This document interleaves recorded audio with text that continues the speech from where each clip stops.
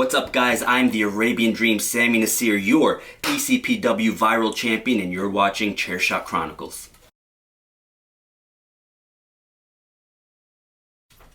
Ladies and gentlemen, we are here. This is officially episode 9. Yes. We hit a crazy amount of viewers on our last episode. It is officially our highest viewed episode, so that's dope. Let's do a round of applause for that. Good stuff. Congratulations. But back to business. I'm your champ, Chairshot Chronicle champ, Nick Natural.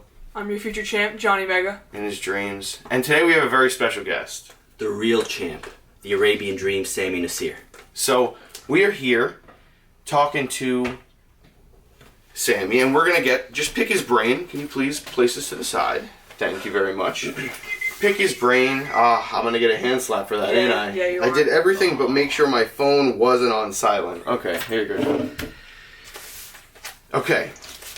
Well, guys, before we jump into it, please, before you get to hear all the amazing things that he has to say, go like, go subscribe, share this video to your friends, and have a laugh and watch it together. Go follow the Instagram too. Yeah, that too. So, Yes. we know each other from briefly training together at WrestlePro. Right. Which is how we met. Yep. And over the course of the past couple of years, you have been consistently working and have become the Viral Champ. Yes, sir. So with working hard and putting in all this work, we have some questions just to pick your brain about how you feel and with your career. Right. Do you have a favorite wrestler that pretty much like influenced you to become a wrestler? I definitely have favorite wrestlers, but I wouldn't say one particular wrestler inspired me to get into the business. It was just, we're all fans, and I loved the showmanship aspect of it all. I loved the crowd interactions and the physicality. Yeah. You know what I mean? The physicality was definitely huge. Because you used to do powerlifting as well, right? Powerlifting, bodybuilding, back in high school, and you wouldn't be able to tell by my height, but I played basketball too. So I've always been a competitive guy. Yeah. You know what I mean? So, yeah. So this just probably fit right in for you. Now, how do you take in the, I guess, would you say the entertainment aspect of it? Was that difficult for you to acquire or adapt to? A little bit, because it's a different kind of crowd, right? Like when you're playing basketball, for example, you have, they pop, right? Yeah. To use one of our terms, they pop for 3-pointers, dunks, and all that stuff. But in wrestling, you really have to just bring them in. You have to capture and work them. Yeah, exactly. So just being able to work the crowd and to not just go move was something that was really just not hard, but something that took me a while to kind of gather. Who would you say gave you your best advice coming up? I've had great advice from a lot of different people, but back to what I was just saying before. Probably I've two that I can think of. The first one being slow the fuck down. Absolutely. Right? Slow down. That's a very common one. Right. You need to give the crowd a second to just process what's going on, right? Even yourself in the ring, you should give yourself a second. Right, exactly. And then you have to remember, depending on where you're working, you also have commentators that need to, kind of call it play by play. And if you're just going move, you're just kind of taking everybody out of it. Yeah, right, they're just going to ramble over the words and not even remember what you did 3 moves ago. Right, exactly. And then the second one, and it's something that I'm working hard on, or something that I haven't been able to just nail down pat yet, is just networking. Right, in independent wrestling, you wanna know as many people as you can, talk to as many people as you can, get as much exposure. Exactly, right. So yeah. Well, we're on a start. Let's hope we get you some exposure with this. Yes, sir. This is a great start. Awesome. But I guess this is a similar question than the last one as far as advice goes. But is there any guys that you maybe had a match with, or trainers or dudes in schools that that is the person that stuck out to you, who made your dream a reality? This particular guy I haven't worked yet. I'm talking about Bulldog Pittman or Ray Pittman. He's our Hudson Valley heavyweight champion. Gotcha. And he's also the Adrenaline tag team champion with yes. Okay, and this guy, man, if he doesn't get a contract in the next couple of years, year bro. or two? Yeah, it is literally the biggest miscarriage of justice, bro. I'm talking like this guy has his character down pat. He's athletic, and the fans love him, bro. I'll drop for those of you who don't know him. Yeah. I will drop in a little pic. Yeah, and please do. stuff like that for him. Awesome. So far, Yeah. how many years have you been going? 2 years. Doing matches. Yeah, so I had my first match in January of 2020. Okay. Yeah. Yeah. So about 2 years. Yep. Do you have a favorite match that you have been in that yeah. you think stood out, or maybe would have been like your peak so far? Yeah, I'm definitely not near my peak, Mm-hmm. but I have this one match I had a couple weeks ago, I want to say. It was my second to last match. It was in Boonton, New Jersey. It was against Mm-hmm. a guy named Beautiful Buddy Thomas. Also another guy who, if he just... He's young, dude. He's like 19, 20 years old. If he sticks with it, bro. We were at the live show. Yeah. It's Buddy who did Yeah, the main exactly. event that night. Yep. Yeah. He's gonna make it. Don't get ahead of yourself, buddy. Just but anyways, we had this match. He's telling you you're good, but he's putting you on notice. Yeah. I mean, I beat him twice in a row. But hey. No, and this particular match that I'm thinking of, we had a match prior, a week before at Adrenaline TV. We only had 5 minutes to go out, do our thing. And it wasn't like the cleanest match, you know, we just kind of like did our thing. I beat him, and then we went home. But for this particular show in Boonton, the crowd wasn't the best crowd, dude. And what I mean is like they were just quiet from start to finish. Now, selfishly, I want to say me and Buddy brought them to life. Yeah. Right? It could be that, or it definitely could be the match before us. The guys really involved the crowd and stuff. But again, okay. selfishly, I'm gonna say we had him in the palm of our hands, and it was a fun match, hard hitting. Nice. And I beat him. So, Buddy, I feel like that's a crucial point, is that the crowd has to be involved. Yeah, It's a very think crucial about point. how rough it was watching WWE from the Performance Center. You know what I mean? Oh my god, It was, yeah. and Even like- sometimes when I go to indie shows and I feel the crowd just isn't into it, I'm just like, you came here to see wrestling, right? Yeah. So there is Yeah. an etiquette to everything in the wrestling world, even, I believe, as a fan. an 100%. audience We all member. work together. The fans are Exactly. just as part of the show as we are. Exactly. But And you as an audience member can very much control the vibe of a show that you're at. 100%. Yeah, and then, definitely. and then to your point, you know, they are still paying fans, so it is our job Exactly, to yeah. make sure that they're into it. Yep. Speaking of previous opponents, do you have a dream opponent that you haven't faced yet? Ray Pittman, I would definitely love to mix it up with. But then on a more broad spectrum, someone like MJF, right? This guy he's insane, dude, right? And he's only, I think, like maybe 2 years younger than I am. Yeah. So we're in the And same age. he was produced from WrestlePro. Right, So. yeah. So definitely MJF, Bryan Danielson. Dude, Bryan Danielson. One of the That's greats. probably number one on my list. I rank him very high on my Yeah. top of list of all-time technical wrestlers. 100%, I agree with that. And then maybe Adam Cole. You know, because I'm not the biggest There's guy. a guy that we have on here. Yeah. Chris. He was on hates Adam Cole. our 420 episodes and things that we do. He hates Adam Cole. Why? I think he's not a fan of the dudes who are those smaller in stature guys. What's his name? Who the guy? The kid who you're Oh, talking Chris, Slim Kid Chris. about. Yo, Chris, I'm a small guy. I will drop you on your fucking head. Yeah, but I get it. I understand when people say they don't like the dudes who are the smaller stature, because I guess on a realm of believability. Sure. So it's would this guy really be tossing Keith Lee around the way he did in their matches when they were in NXT? Yeah. Right. Things like that. But Yeah. I'm a fan of Adam Cole just because I think he brings a charisma that is that of an 80s wrestler. Yeah. It keeps you tuned in, it keeps you locked in, even though he might be doing Canadian destroyers and it's a lot of super kicks, and maybe he's not the biggest dude and he's not jacked the fuck up, but he's definitely performing. So that's where I back him on. And how many people are better than him on the mic right now? I would say maybe 4, Yeah, 5. not a lot. Not a Definitely lot. not a lot. So. And there are people who I would you could put on the list, but you just can't. You can't put Cena on the list because Cena's a vet at this point. True. Cena's Yeah. been doing the thing he's been doing for years, and Yeah. it's just it is what it is.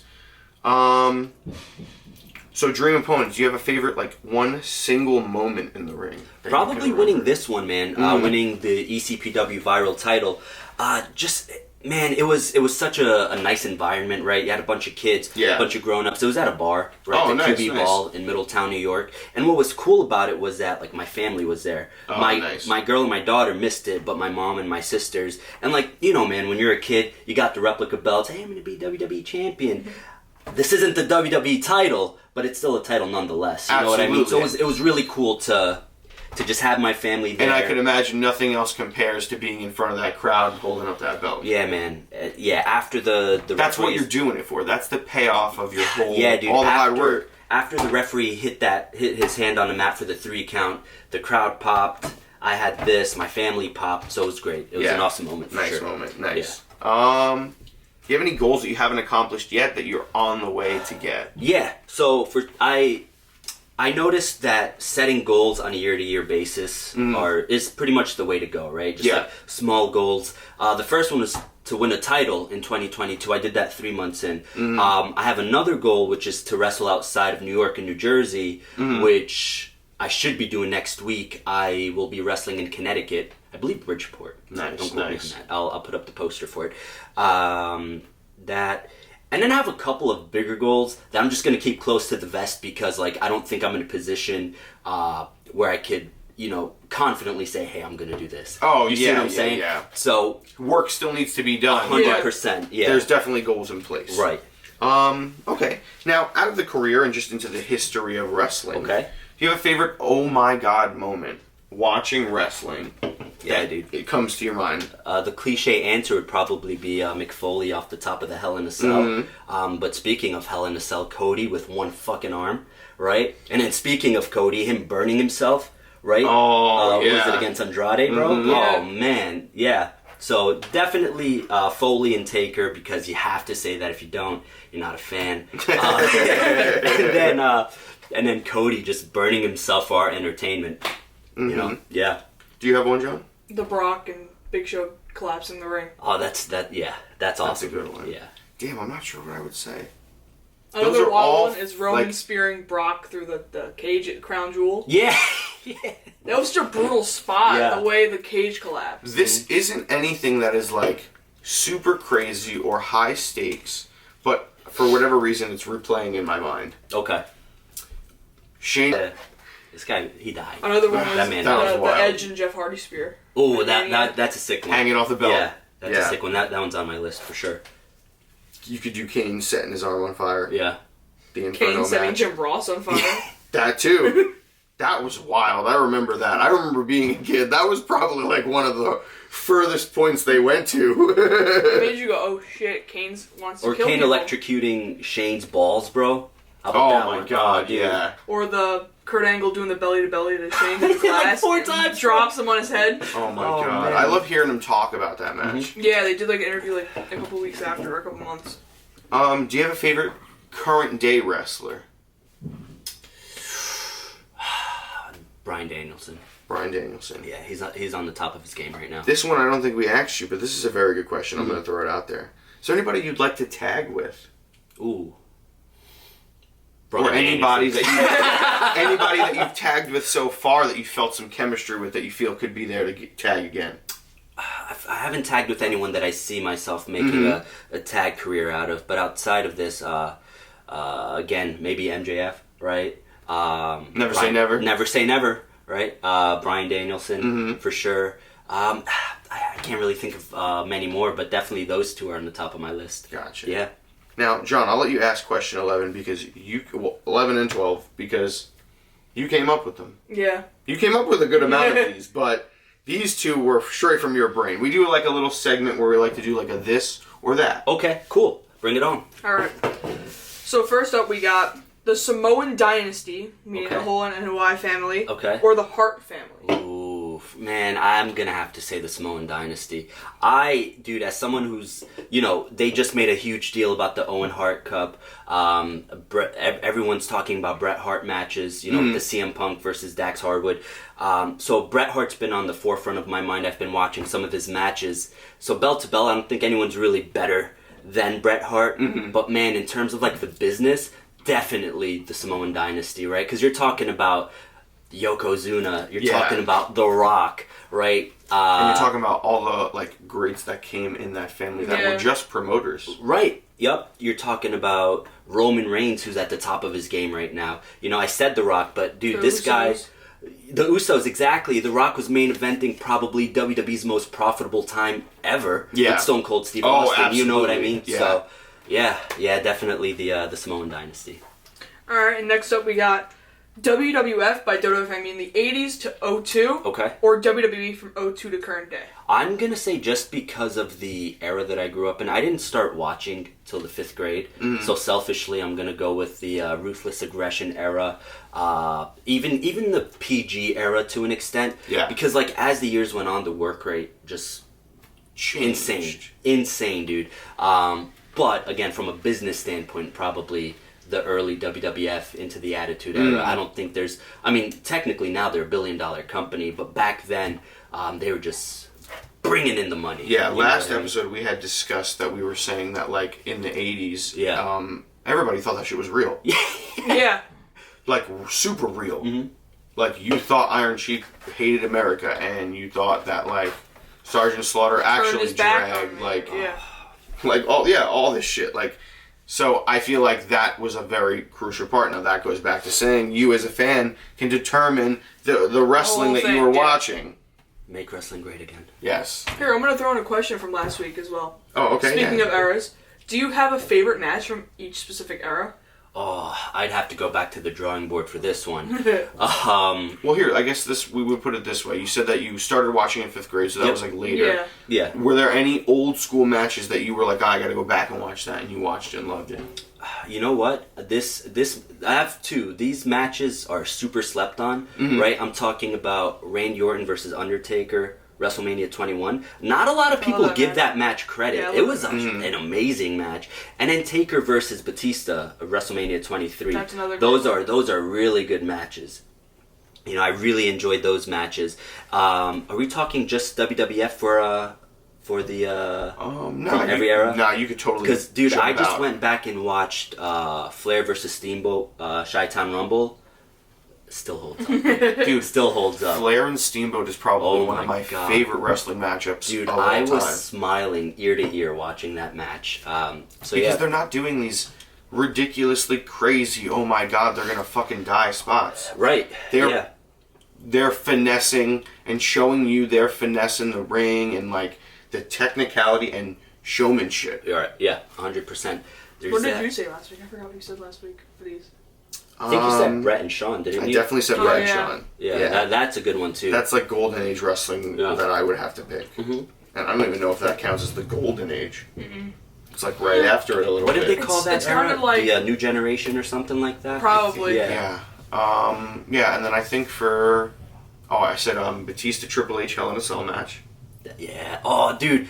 Oh, man. So I had, growing up, I had two DVDs, two wrestling DVDs, right? I had WrestleMania 21, 3-disc set, and then I had Vengeance of the same year, nice. where Batista and Triple H headlined in Hell in a Cell. And I've watched those matches, dude, just countless times, bro. Yeah. Countless times. I have no idea what happened to those DVDs, but... Oh my god, yeah. I had so many DVDs as a kid that I feel like we even like I remember Blockbuster. Yeah. They had like always that one little section of like 20 DVDs that were the wrestling pay-per-views. Yeah. And like I'm pretty sure that when they were going out of business I rented them all. And kept Yeah, I just kept them. Yeah. I think I said like, what match did I say? Oh, I said Steamboat Savage at Mania That was a 30. good one, too. Yep. I think I said Austin Brett Mania 13. Mhm. Triple H Shawn, then the No Holds Barred at SummerSlam, Yes. and then Brian Kofi. Yeah, he said Daniel Bryan. That's a good Kofi one. Kingston. That's a really good one. You think? Oh, I guess we're just talking WWE, right? I was gonna say you would put that over Hangman and Bryan in the 60-minute time limit. Oh, draw. I don't that know. was a good That was a match. banger. Yeah. Honestly, if I have to go overall with like every company, I think I wouldn't even pick a singles match. I think I'd pick Hangman and Kenny versus the Bucks. I knew you were gonna say that. Once you said no singles, I knew that's where you were going. Yep. If that I was had a to banger, pick too. Iron Man matches that stand out, obviously I pick Brett and Sean, but I also would pick the first women's Iron Man match. Who was that? Sasha and Sasha- Charlotte? Sasha and Oh, Bailey. yeah. Bailey. That Oh, was a good Bailey. one. Yep. And That then was a I takeover would match. say Was it? Okay. Yeah. the Daniel Bryan and Hangman one. Yeah.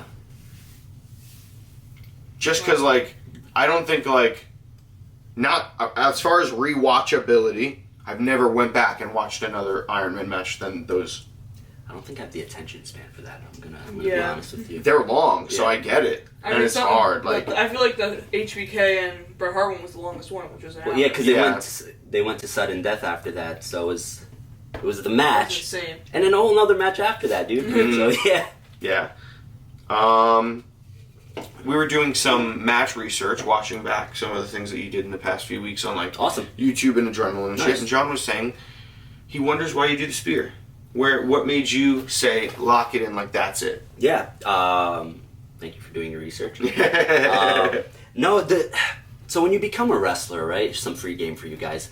Whenever you're thinking of a finishing move, you want a move that you can do to anybody at any time, no matter their size, their strength, their experience level, where they are in the ring, right? When you think about cool finishers, you think about the RKO out of nowhere, right? Now everybody does a cutter, so a cutter or a stunner or something. So I'm definitely, I'm like, yeah, that's not in my ballpark, but I'm a pretty big dude. 220, 225, and I can take people down. Right? Yeah. So with that being said, no matter how tall the person is, right, no matter how much bigger vertically they are, I can hit the spear from any angle. Any angle. They want to come on the top rope, you're coming down with, I'm bringing you down. A smaller person, spearing them inside out. So the spear was just something simple. I could get it from each and every angle, and Now, choosing the spear. Oh God. Who do you think in the game has got the best spear besides you? I'm gonna have to go. Thanks. I know who my pick is. I know who I would Can I pick. pick two? Yeah, absolutely. All right, I'm gonna go with Goldberg and Roman Reigns. Roman has got a good one. Yeah. I'm picking the Gore. Yeah, that's what I was gonna say. All right, the Gore is a really good one.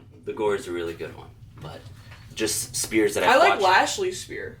I think it's a decent spear. And then I like the little front roll he does after. Oh, yeah. That's why I like it. I think it's like different. Yeah. Yep. Yeah. Yeah, the Gore. You got me on that one. The Gore is a really good one. But the Roman, though, I'll say Roman might be arguably one of the best people to hit it. He's just hitting a lot of like clean ones, very clean, good-looking ones. There was one I remember. One of my favorite ones by him. I'll drop a clip of it in. He like dives over someone being pinned. I'm pretty sure he's like Bray. Yeah, I know exactly what you're talking about. He like soars over them. And he actually did it twice. He did it with clean in a mixed tag match and then one with Bray, where Bray was pinning him and like put a gun up and like and he shot over. Do you have a favorite spear that you hit?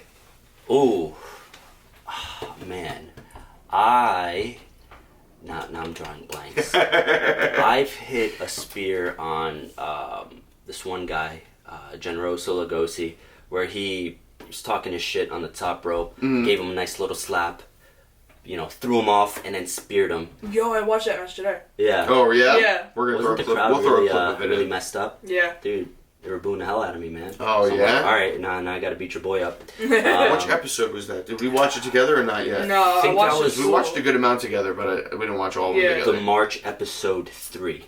Okay. I believe that one's it alone. I think you came out and they were booing you, right? Yeah. I was like watching it like, what is going on? And you know what's crazy?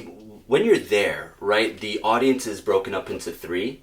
So he had just one section, and they were the only ones booing. Literally everyone else was cheering. And I'm like, you guys are loud. Yeah. This is good shit. Yeah. I'm like, mixed reaction. Another hit back to you as the crowd can change the vibe. And when I tell you, that was a really fun match because it made me just think on the fly, right? Which is another big part of what we do. Absolutely. It's like if I just went out there and continued doing the just shaking everyone's hand and stuff, then dude, they would have eaten me alive. You know what I mean? So I had to play back with them. You know what I mean? And you'll see me in the video, like I have him on a draping DDT, and I'll point at one of his boys. I'm like, "It's for you, baby," and then I'll hit him. So yeah. So the spear on him was really good. I hit a good spear on, I believe, Love Jones when I actually won this belt. And Buddy Thomas, that was a good spear also. Nice. I'm going to find as many clips of them as I can, and I will drop them in. Awesome. But, going back to finishes, is there a finisher you would want to hit? That would be like a finish. Like what I would choose? Yeah, what you would choose. Oh, I think I have 2. I mean, I guess like a signature finisher. Combo, I'm doing the hammerlock lariat. Okay. It's the tuck behind the arm. You throw the other arm over your head. Boom. And meet with the lariat. Yeah, that one's clean. Just because, like he said, I agree. You can hit that probably on anybody. Mm-hmm. And there are smaller dudes that you hit and they'll fucking flip inside out. Due to your power. If not that, Rainmaker DDT. Nice. Little lean over, head and yank it all the way back. Nice. Yeah. Because, as we've said many, many times, Jake the Snake is probably one of my influences of, like, I All-time think great. he's an all-time great. Yep. He did a DDT. I was always a fan of, like, in the 80s, how, like, moves that are very common today were finishers back in the day. Yeah. And, Didn't Harley Race used to just, like, suplex people and beat them with Yep. a standard suplex? Yep. Yeah. little basic suplex. That I just love that. Like, just that shows you how much it's elevated. One of the biggest draws in wrestling had a leg drop for a finisher. Just put that into perspective. You know what I mean? That's all I'm saying. Same guy. His rival at the time used to just jump on people. Yeah. A nice little jump. He would pick them up and let them go. That's awesome. Simpler times, bro. Yeah. I mean, I just could imagine, like, being a wrestler back in that time. And then, like, imagine... So, like, what do you think would happen if you just picked Hulk Hogan up out of the 80s and plopped him into 2022? No back issues, no health issues, very early on, and just like, yo, make it work. It's 2022. Yeah, I think we'd be seeing a different Hulk Hogan than we saw in the WWF, because if you go back to his New Japan matches, this guy can work, man. Yeah. Like he gets a lot of crap for not being a good worker. He gets a lot of crap for shitty things he's done in his life too. That too. But I yeah. just feel like you can't talk about wrestling like a top 4 and not have his name be I discussed. 100% agree. But yeah, he gets a lot of, personal stuff aside. He gets a lot of crap for not being the best worker, but you don't make as much money for the business as you do being a bad worker. Yeah. Right? There's many levels of being a professional wrestler, worker, whatever. And he nailed it. Yeah. So he didn't have to do all the crazy And like, stuff. as far as people working with him, there's not many people who went out on a limb and said like, yo, I hated wrestling Hogan. Right. Yeah. So, and I mean, like, there are a lot of, like, I mean, like, I trained for, like, a little bit before I got injured, and then, but in that short time you learn, like, it is very much a social game as it is you putting in your work. Yep. Like, you can't be an asshole. Mm-hmm. No one likes assholes. You know it. But, yeah, I mean, that's another vibe. John, do you have any last-second questions that you want to throw out? Anything trigger? No, Do you have anything that you would like to address? If you have anything coming up, like matches, and you need to call somebody out, go for it, bro.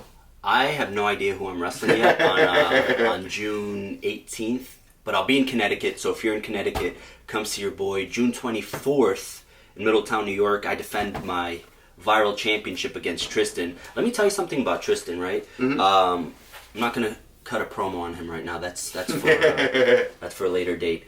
But I had my first match against him in the Hudson Valley, right? So ECPW has 2 different territories. The one in Jersey where we have the adrenaline tapings, and then the Hudson Valley in New York where we do our fully charged TV tapings. Now, I was invited to do my first show. I believe it was July 31st. Okay. 2021. My opponent was Tristan, the guy who I'm defending this belt against. Mm-hmm. And this guy, he's big, but he can move, bro. And he is a hard hitter, dude. Very hard hitter. And fun fact, in the Hudson Valley, I haven't been pinned. I haven't been pinned yet. That's why I'm the champ. But Tristan is the one guy who I haven't beaten, if that makes sense, right? I haven't beaten him, but he sure as hell hasn't beaten me. Our match ended in a count out. Oh, a double count out? A double count out. But at the end of the match, he stamped me with his then tag team championship. So Tristan, haven't forgotten about that, and I'm coming for you, man. Well, guys, this has been a dope episode of Table Fire Tuesdays, episode 9. I have a question for you. Oh, I'm down. Ooh, this is a first. I'm ready for this. So, I know you from training in the past. Yes. All right? You've been out of the game for a while. Mm-hmm. When are we going to see you back in a training ring and eventually making your wrestling debut? I mean, okay, so I run the podcast and I do a lot of things with like photography and things like that. So Definitely finding balance in my life is something that I'm working on right now. So I love wrestling. It's part of the reason why I do this podcast. You've seen me at shows, how hyped I get and how involved I get when I'm just sitting in the friggin' crowd. So, I know guys who, if you wrestled and then you stop for a little bit and you see a show, you get that itch. Yeah. The itch that you need to get back. So I definitely have the itch. Over the summer this year, I'm looking at making it work in whatever capacity I can. So stay tuned for that. And thank you for bringing that up. Of course, yeah. Someone had to do it. But yeah, so hoping to do that. Even if I don't get back to wrestling, maybe I could start managing this dude. Never know. Never know. There's many possibilities in the world. But, guys, please hand me my belt, John. We're working on something very special to have me defend this because John thinks that he needs a rightful shot at my title. Okay. Rightfully so. I mean, I understand. So. He's I been earned my here rematch. holding it down, and he did earn his rematch. We did a little trivia game, and he won a rematch against me. So we're working on putting something together for that. Stay tuned. Follow us on Instagram. I'm going to drop Sammy's Instagram in so you can follow him. And tickets and promos and shows, go follow him. And shoot me DMs, guys. I always have tickets on hand. So if you're looking to come to a show, have a good time. ECPW runs great shows. They do awesome shows. Very fun shows. So definitely stop by. And also, just a plug if I can. Absolutely. If you're looking to be a professional wrestler, definitely look into the ECPW school. I believe there, and Nick will correct me on the screen, I believe the website is ECPW1.com. Yes, it is. I actually just looked at it the other day. Okay, awesome. So definitely hit them up and, start your dream, basically. No pun intended. Guys, thank you for joining us. This is the Arabian Dream, Sami Nasir, your ECPW Viral Champion. The future Chairshot Chronicle Champion, Johnny Mega. Talk that shit. the man who ain't losing this belt until somebody pries it out of my hands, Nick Natural. Who knows? Signing off. Next week, we got Dozer. Oh, we do have Dozer. I don't think even Dozer could take it from me. But, ladies and gentlemen, signing off. Thank you for joining us. We'll see you next week. See ya.